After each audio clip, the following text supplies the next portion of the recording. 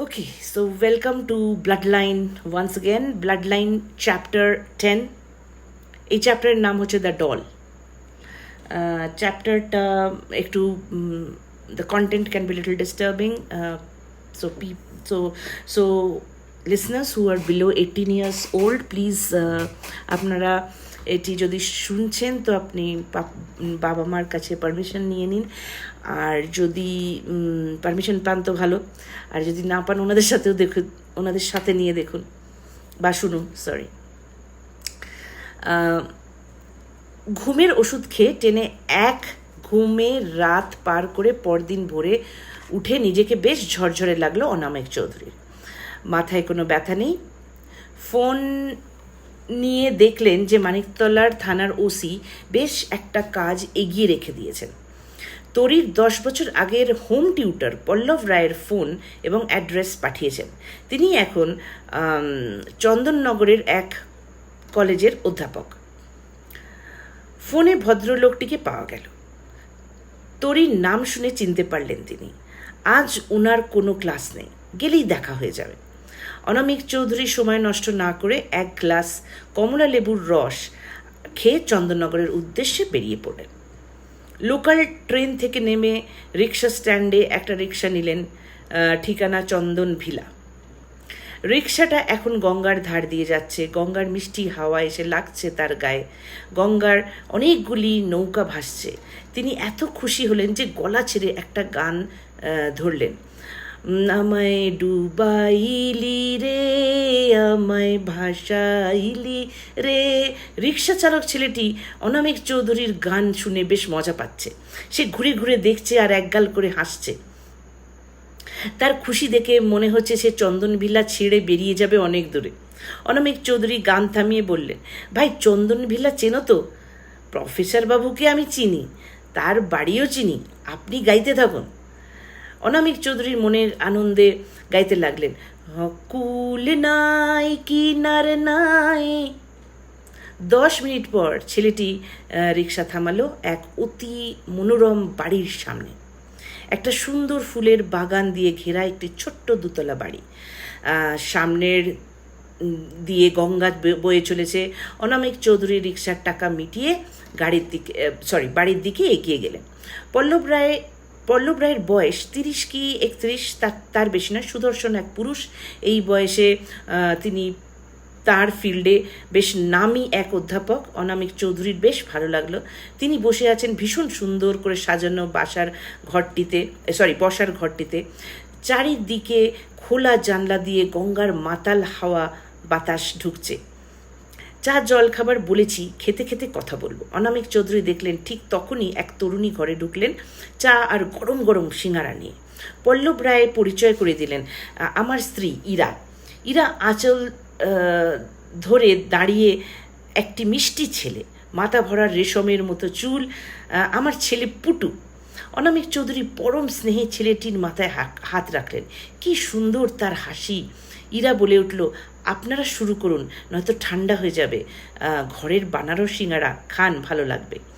এই বাড়ির মাধুর্যে, সৌন্দর্যে আর আতিথেয়তায় অনামিক চৌধুরী এত অভিভূত হলেন যে তিনি কি বলে শুরু করবেন বুঝতে পারছিলেন না। এক মুহূর্তের জন্য তার আসার কারণটা যেন কি সেটা উনি ভুলে গেছিলেন। তার মনে হতে লাগলো, ইস, এক প্যাকেট চকলেট থাকলে পুটুকে দেওয়া যেত। পল্লবী শুরু করলো, বলুন আমি কিভাবে আপনাকে সাহায্য করতে পারি? মানিকতলা থানার ওসি বলেছিলেন আপনি নাকি তরিকে ঘিরে এক রহস্যের সমাধান করছেন। হ্যাঁ, আপনি এক কাজ করুন, আপনি শুরু থেকে বলুন। তরিকে নিয়ে আপনি যা যা জানেন আমি পুরোটাই শুনবো, দরকার হলে প্রশ্ন করব।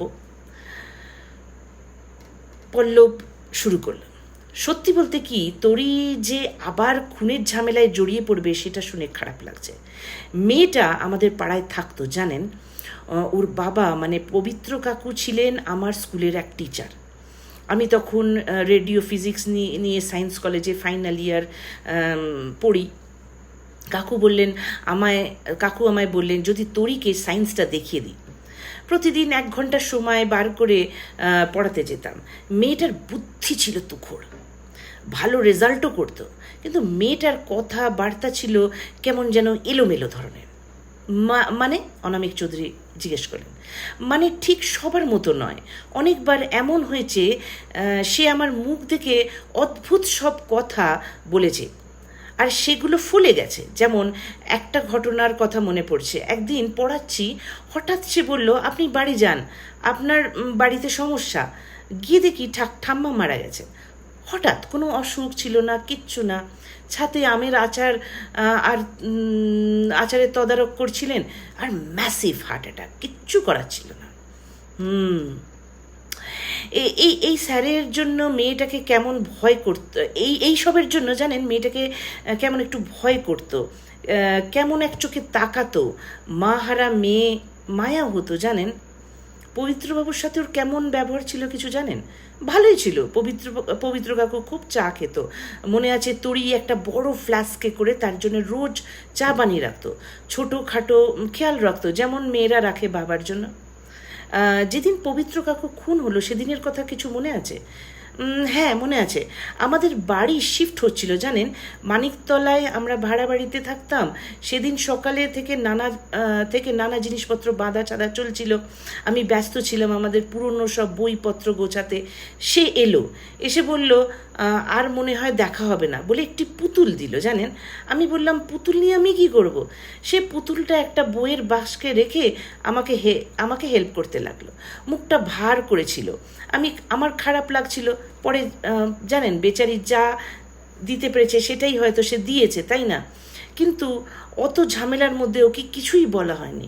নিচে লরি অপেক্ষা করছিল, বাবা তাড়া দিচ্ছিল, মেয়েটা চলে গেছিল। পরদিন শুনি পবিত্র কাকু খুন হয়েছে। অনামিক চৌধুরীর চায়ের কাপ আওয়াজ করে নামিয়ে রাখলেন। পাতলা চিনেমাটির কাপ আর একটু হলেই ভেঙে যেত। পল্লববাবু, একটা কথা বলুন তো, পুতুলটা কোথায়? পুতুল হবে চিলেকোঠার ঘরে। না, আমাকে নিয়ে চলুন, পুরনো বাক্সগুলির মধ্যেই হবে, আমি তো বার করিনি। হবে নিশ্চয়ই, সেখানেই পড়ে আছে চিলেকোঠায়। প্লিজ প্লিজ চলুন। পল্লব অনামিক চৌধুরীকে দেখে কিছু একটা আন্দাজ করেছিল। সে তাকে নিয়ে উঠে এলো চিলেকোঠার ঘরে। খুঁজতে হবে কিন্তু, পল্লব বলল। প্রায় 1 ঘন্টা পর অনামিক ও পল্লব পুরনো ট্রাঙ্কের মধ্যে থেকে পুরনো বইপত্র সরাতে সেই পুতুলটিকে পেল। বেশ 2 ফুট সাইজের প্লাস্টিকের পুতুল। অনামিক চৌধুরী হাতে নিয়ে পুতুলটা মাথাটায় এক টানে আলাদা করে দিল। বিস্ফারিত চোখে পল্লব দেখল একটা মোটা চ্যাপ্টা হাতুড়ি পুতুলটার পেটের মধ্যে।